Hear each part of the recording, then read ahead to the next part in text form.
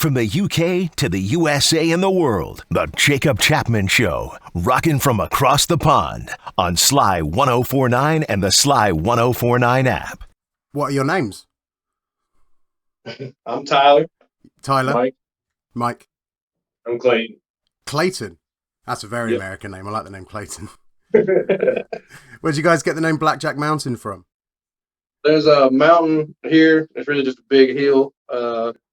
But it's called Blackjack Mountain. We wanted something kind of local, unique to us, and that's what we rolled with. Nice. It's a cool name. Really like it. Right, so basically I'm Jacob, trying to become a radio host and producer, and I was on an app on my phone and happened to come across SLY and sort of emailed in and eventually got to hosting some shows with them.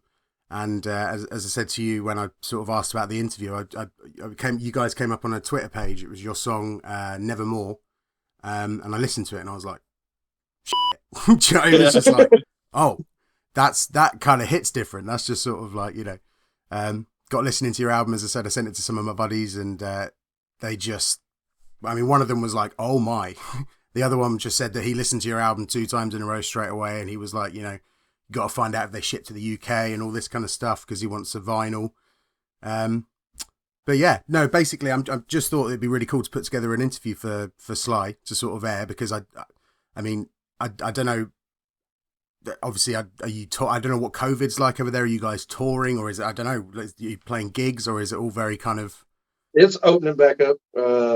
We played a few local gigs in the last 6, 7, 8 months. But we haven't got the opportunity to go back out anywhere yet. But hopefully with the vaccine and everything happening, that we'll get to. But we're in Georgia, so they really don't care anyway. Everybody does what they want. Yeah. Oh, really? Right. First question is, basically, in your own words, what is the story so far? Like, who are you? How did Blackjack Mountain come about? We've all been friends since basically middle school, and Nice. Me and him played together for a long time growing up, and then they played together for a long time when I wasn't playing. Yeah. And then we all kind of just got together and magic happened. You know, I wish it would have happened 12 years ago. You know? Yeah. How old were you when the actual band sort of came together? Because you say that you sort of played together in middle school and whatever, but when did it actually... Probably early 2018. Okay, nice. Me and Tyler here jammed for 4 or 5 years. And we went, and we went through a couple bass players that just really didn't fit the style we were doing. Not that they were bad bass players or anything. And Clayton here just kind of jumped in, and it was our missing piece, and here we are. Nice. Cool. Cool. So when did the album actually come about? Because obviously it takes a while to sort of get your own stuff together, right? Did you come into the band with your own material, or did you start off like over here? A lot of bands tend to start off just sort of doing covers, gigging as much as they can, and then eventually you get one song on the bill type thing, and then, you know, if people like you and they sort of come to another show, you get 2 songs on it, and it sort of builds up. But did you guys go straight in with your own music, or what happened? Pretty much, yeah. Nice. Me and Tyler had a couple songs already wrote before we nailed down Clayton at bass. Mm-hmm. And after we got him, we just went on a writing frenzy and pretty much wrote the album. And We wrote the album over probably 6 months, maybe. Yeah. And we gigged and played shows, and then like a year after everything was done, we went and recorded. Yeah, we just booked it and went and did it. And then COVID happened. Yeah. Yeah. Spot on. That's exactly, yeah. So out of interest, what were the songs? Because you said that you already had a couple of them when you guys came in. Which were the songs, and are they on the album now? Yeah, they are. I Don't Mind was Nice. One. What I Need and Loaded Gun were the 3 that we already had. Nice. In the works. And then of course we got Clayton, and we just started writing and busting out the other ones. Love that. We had ideas already, and having him, it just kind of just all came together and just finished up the writing process. And I think that's the thing, isn't it? Sometimes the Beatles would have been nothing without George Harrison, kind of thing. You need each member to be pulling their weight and sort of giving exactly, all moving in the same direction, kind of thing. Otherwise, it just doesn't work. And as proven by the album, it works. Simple as that, really. But no. So my favourite song on the album is "Witch of the Swamp," and I think that's the biggest. That has got the most hits on Spotify so far. And then I really like "Echoes of Time." And when I sort of first came across, I thought, oh man, this is so Sabbathy. I absolutely loved it. And I sort of went onto your Facebook page, and there's a video of you guys. I think you're in a bar or something, and you sort of and then you all go da da, and I absolutely loved it. I loved it when that happened. I thought it was so good. And that was the thing. It was literally after I watched that video was when I was like, I want to message these guys, because it's not just about good music, a good album. Good artwork, which I want to ask about as well, by the way, because your artwork is sublime. It might sound silly, but your artwork was the thing that kind of absolutely sold it to me. Like, your music was like, these guys are good.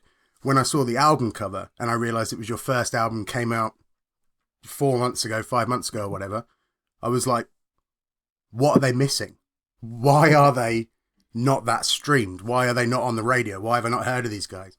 So I was going to ask, where's the artwork come from? Because it's really cool. We, Stephen Yoyada is the guy who designed it. Mm-hmm. We already kind of had a general idea of, kind of what we wanted it to be. But we hooked up with him, and he's just amazing. He takes whatever you have in mind, and he intensifies it times 100. That is awesome.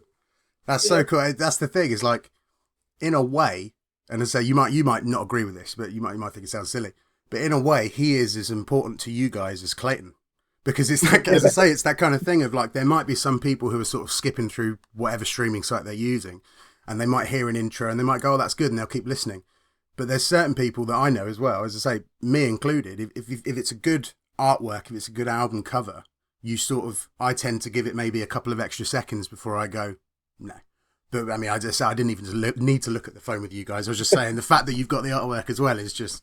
We talk about that all the time. Like, when we go to the vinyl store or something, it's like, man, like, the artwork on vinyl, like, sometimes we won't even know who it is, or like, exactly really that. like it, but we still buy it because it's cool as shit looking. I was actually saying on my show the other day that my entire vinyl collection, apart from a couple of them which my partner's bought me, I've got from like car boot sales and charity shops, and you pay like 20 cents for them, 20p, whatever. And the majority of them, I kid you not, is because of the artwork. And it's that kind of thing, as I say, like, you might get some fans in a couple, because vinyl's obviously coming back and all this kind of stuff. All it takes is for a kid to go through, see your album cover and go, oh, I'm gonna buy that, and then it turns them into a heavy metal thrashing guitar. Do you know? They love it. Yeah. Oh, I've also written here the solo in Red Eagle when you say "Watch 'em Fly," and then it's just this brain melter. I was listening to it and I was like, oh man, it was just so good. I just had to let you know that one. That's actually that solo was wrote in the studio. We did that. Really? I played that I don't know how many times, I just couldn't get it right. And Jeff, the guy that did the album for us, he was like, that's not it. So he made me keep redoing it. Yeah. And he actually brought out the Magic or Electric Mistress or what, old pedal, phaser pedal, like from the 70s. It was huge. And he was like, try that. And he kept saying it's like in Black Hole Sun, Soundgarden, that intro song. Yeah. He was like, that's kind of what it is. And then we just ripped through that one. I think it was one time, and he was like, that one's it. And just cut it on the thing. Well, that guy's clearly got an ear for which one is right. Because as I say, when I heard that one for the first time, I was like, man. Right. So I was going to ask each of your favorite albums and songs of all time, like kind of inspirations, idols, all of that kind of stuff. Is there a certain band that you think, not that you look up to, because I know that music is very personal and individual, but obviously you'll have your influences. Is there a certain band that you guys kind of go, they're probably the closest to our sound, or Oh well, Sabbath of course is. Oh, Sabbath, yeah. That's a good name. We love Mountain. Mountain's a big thing. Thin Lizzy. Yeah, Mothership. Lizzy. I've never heard of Mothership. I have to. They're on Ripple. They're really cool. Just a trio. I mean, they're just kick ass. They're just cool dudes. Are Mothership local to you guys, or are they somewhere else? They're from Texas. Oh, right, okay. Yeah, they came through a couple times before the pandemic hit, and nice. Yeah, they were. That was about the time we were really getting this going, and we saw them. We were like, "That's what we want to. We want to do that. Yeah, we want to have that kind of show." Yeah, I'm trying to think. Are Mountain the ones with the song Mississippi Queen?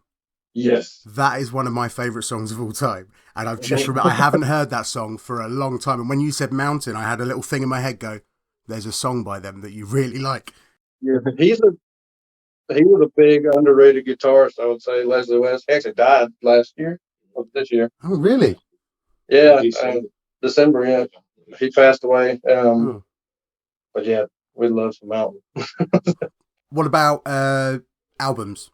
Any standout albums for you guys? I have to admit, I'm not really an album guy, and I tend to be more of a singles guy than there's a couple of albums that stand out. Back in Black by AC/DC, Highway to Hell by AC/DC.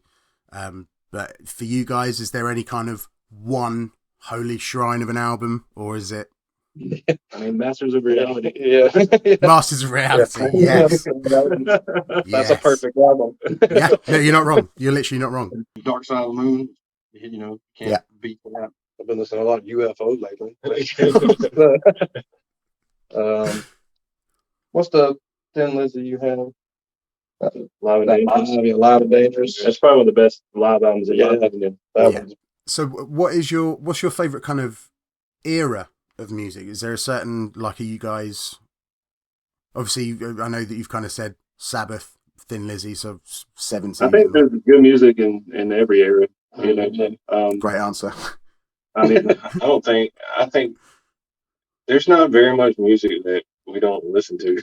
Like, if you hang out, sometimes, you might catch us listening to country or like, especially like old outlaw country, Hank Williams, and then, we might listen to death metal. And then Mac Miller. You never know, being from Atlanta, the music scene's always like, there's so many good musicians here, like in every genre and in every era of music.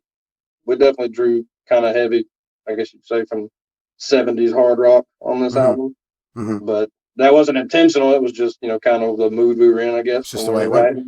So that's interesting. So I was gonna expand on the question, but you've said on this album. So does that mean that you're not really? Where can you see yourself going, if not always this kind of, or is it really just a case of you're jamming and whatever comes up, and if it sounds good? Yeah, it's always gonna have that, the roots we have, but we get in here and jam some days and we're like, do a straight thrash, like not on purpose, but just the mood we're in, I guess. I mean, it's always gonna be heavy, it's always gonna be rock, but we don't want to fit into, we don't want to be a doom band, It's like we're gonna play slow and play the same riff for 3 hours. But we might do that sometimes. We might come in and get on a riff and just go with it, but we just don't want to set anything, I would say. Pigeonhole ourselves. We always fair enough. Heavy rock and roll. Yeah. So I mean, you've already kind of answered it, but one of the questions I had written down was, what are your other favorite kind of genres of music other than rock? Not necessarily to play or for your band, but in terms of, I mean, you kind of hit the nail on the head, but you said there's such a variety of different artists and genres and whatever that there are. But I mean, is there any kind of, do you have a second favorite, or? I would say old country. Nice. Older, outlaw country. Nice. Anyway, personally. Yeah. I listen to a lot of old hip hop, Nice. Like Outkast, Yeah. Dr. Dre, all that kind of stuff too. So nice. I get real high. I listen to a lot of jazz. You're a jazz guy. I do. Yeah, have you heard Jazz Sabbath? If you haven't, check that out. It's really Jazz cool. Sabbath. This guy took a bunch of Sabbath songs and did them in a jazz arrangement, and it's fantastic. But he made the whole thing up like he wrote these songs, and then he got put in a coma, and Black Sabbath stole his idea. Like it's just this big joke, but it's really good music. That sounds it's great awesome. to hear. It's great. That reminds me of I saw a band a couple of years ago live that I called Hayseed Dixie. You ever heard of them? Yeah, they came to Worthing, which is just completely. It's a very small town, as say in England. Right down, we're literally on the seaside, and I'd listened to them a couple of years previous, and my dad texted me and was like, "Hayseed Dixie are going to Worthing," and I was like, "We've got to go." The best. I've got a picture of me, and I don't know the guy's name, but he always wears dungarees. He's got the long beard. And he's just cupping my dick and balls. He's just standing next to me, just with this big grin on his face. And I'm just like, yeah, this is awesome. Who are your most underrated bands of all time? Oh. I guess I just never really heard a whole lot like UFO until lately, you know. Mm-hmm. Thin Lizzy. Yeah. Thin Lizzy? Yeah. Yeah. Budgie. Budgie? Yeah. Yeah. Dude, I'm writing so many band names down. I've got like 12 hours. No. Spooky Tooth. What was that band where it was at your house? That album? You're like, oh, you had another damn album. Oh, Moxie? Yeah, Moxie. Yeah. That's cool. Moxie. Yeah. I'm writing these. I'm going to check these all out. If you there's a YouTube page called 70s. What's it called? 70s heavy rock or something like that. This guy posts like bands that just never got airtime in the 70s, and some of it's ridiculously heavy stuff. Like Sabbath or heavier. It's just like you've never heard of this. Like, they might have had one song and this guy found it. And we stumbled across that. We've heard bands we would have never heard of. This is a question just because I thought it would be quite fun to ask. Doesn't have to obviously go on the actual radio interview. But who are your most overrated bands? Who do you think? Which bands do you think are overrated? I know that that's a question. I said live on air the other day that I thought the Ramones were overrated. Kiss. Kiss. I can see that. I can see that. I thought you were going to say Guns N' Roses. Guns N' Roses for sure. Oh, Megadeth. Dave Mustaine. Yeah. Very. Man, Led Zeppelin, to be honest. I'll throw that out there. Oh, that's an interesting one. I love Led Zeppelin, but I don't love them like everybody else does. They just kind of grew out of it, I guess, after a while. Led Zeppelin are a weird one because I have to agree with you there where, I mean, I've got a Led Zeppelin poster on the wall right there. Yeah. But the thing is that I do find 50% of their songs to be trash. Yeah. And then the other 50% of their, or maybe 30% of their songs are just fantastic. Yeah. Some of the best songs I've ever heard. 20% you're sort of like, yeah, it's cool, you know, I like it. Overrated might not be the word, but it's overplayed. Overplayed, definitely, especially on the radio over here. Like you listen to a classic rock station, you're getting Fleetwood Mac, AC/DC, and Led Zeppelin, and that's it. Can you also send me the link to that radio station? Because that sounds like my dream. Okay. Do you guys have any guilty pleasures in terms of artists, songs, or anything? Have you ever heard of Abba? The Swedish pop group. Abba are one of my favourite bands of all time. Now, I'm a bearded rock, do you know what I mean, like tattooed guy. And if Dancing Queen ever comes on, you've never seen anyone move faster to the dance floor. But do you guys have any? Like, is one of you like a secret Rick Astley fanboy and you've got a poster on your wall? Or, do you know what I mean? Honestly, I like a lot of new wave stuff. Mm-hmm. You know, that era. I love The Cure a lot. The Cure? Yeah, I like The Cure. In Between Days is a great song.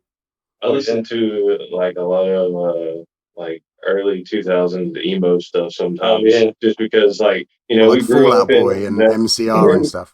Yeah, Michael Romance. I love that. Silverstein, I remember. You know, that's kind of all the stuff that we grew up on, and it just got heavier and heavier as time went on.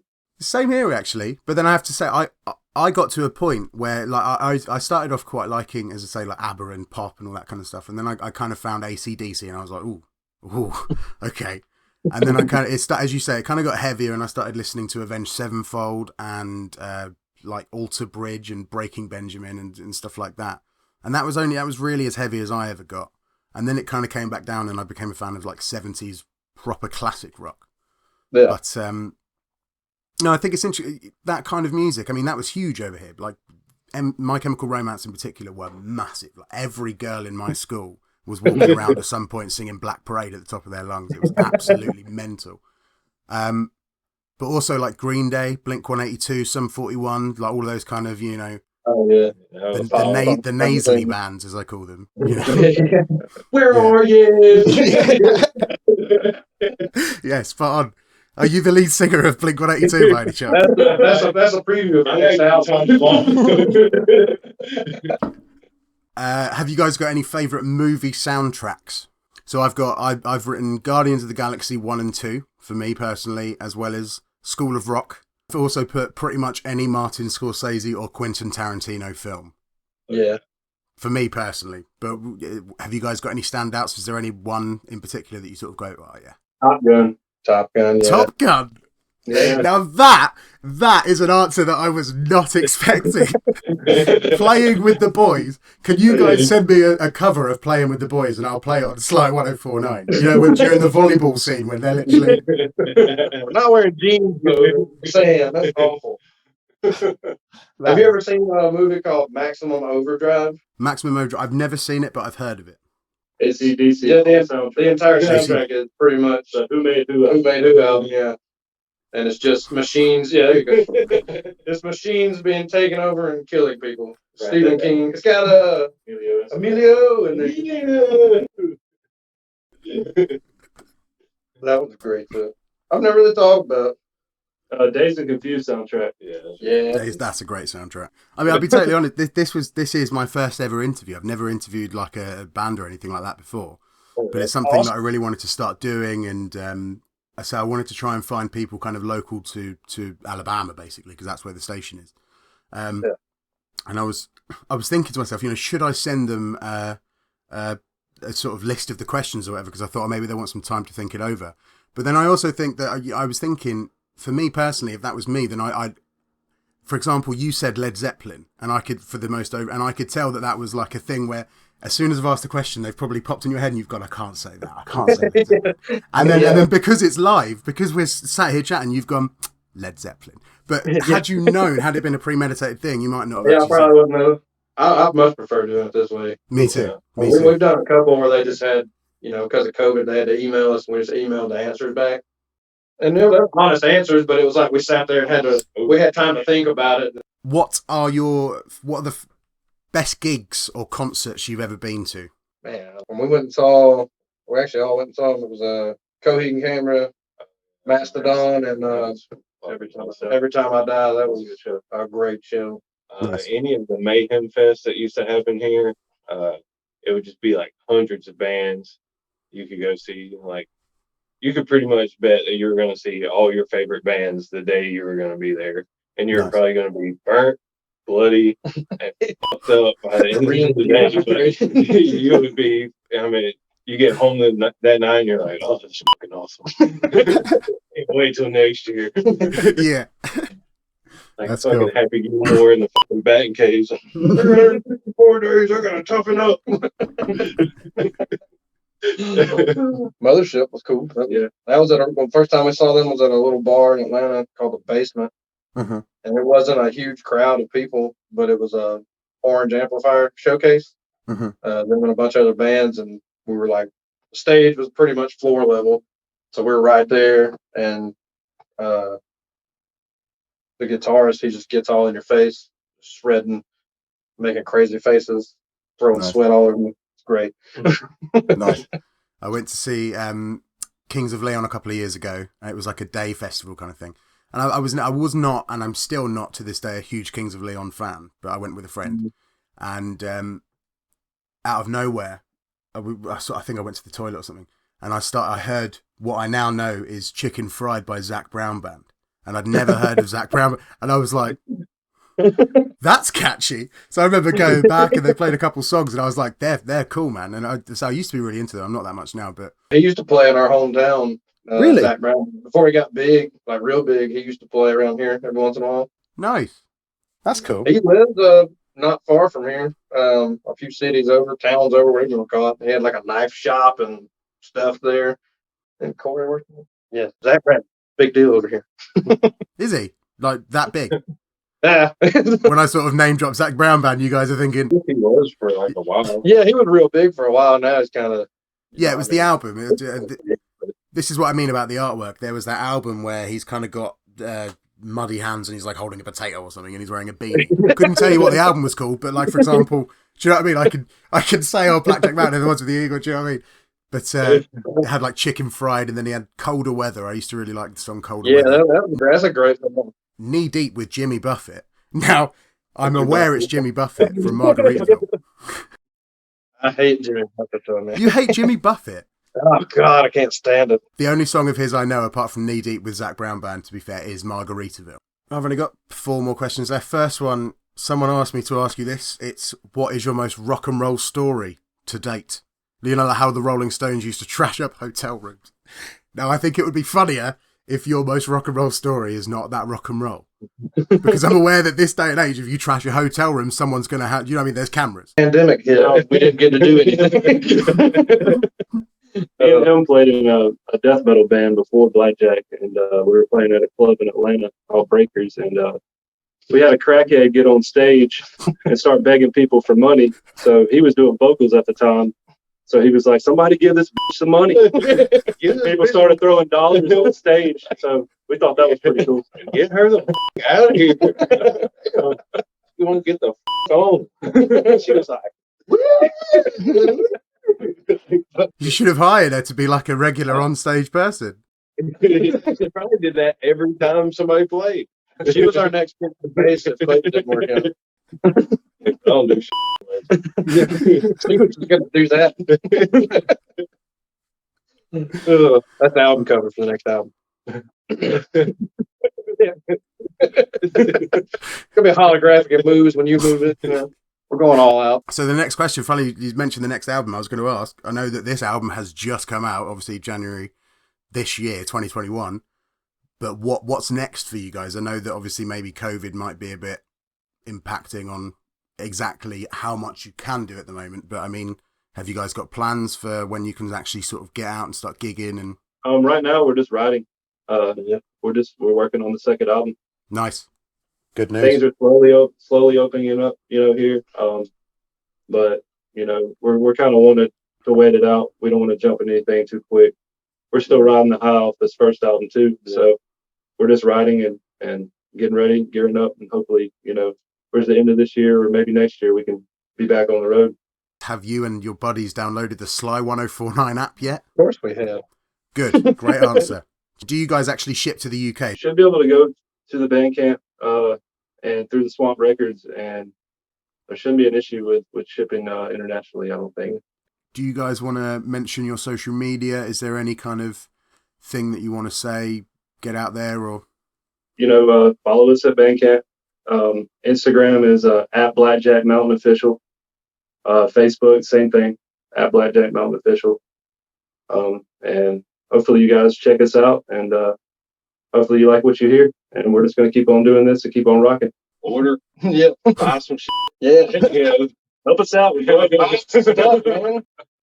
Didn't know if there's anything else. I mean, is there any kind of questions that you can think? Because obviously I can edit things together. So I know that you said that you like doing it live, but for example, if one of you has now thought of the best movie soundtrack of all time, you can always throw it in now. Or I'm gonna be thinking about that for a while though, like movie soundtrack.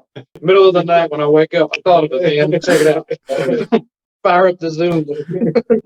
Fire up Zoom. Send me the passcode. You just start screaming. Tired looking like. Oh yeah, just put that in there. This is an honorable mention. Yeah. We take this to every show and That's every me. recording that we go to. Yeah, what's in that thing? Yeah, let me get in there.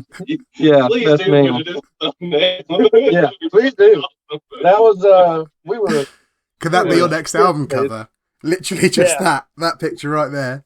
We were face drunk at Michael's house, and he snuck that picture of me. And he used to send it to people, and like he'd send it to me every once in a while. And then he got it printed up, and I showed up to practice one day, and it was on my amp. And then the first show we ever played here in town, we were actually going under the name Emerald before we settled on Blackjack Mountain, and then we found out that was already a pretty well off band, so we had to change it. But for the flyer they made, it was all pictures of the bands except for us. It said Emerald, and it was that picture, but he had put it through that filter that makes you look old.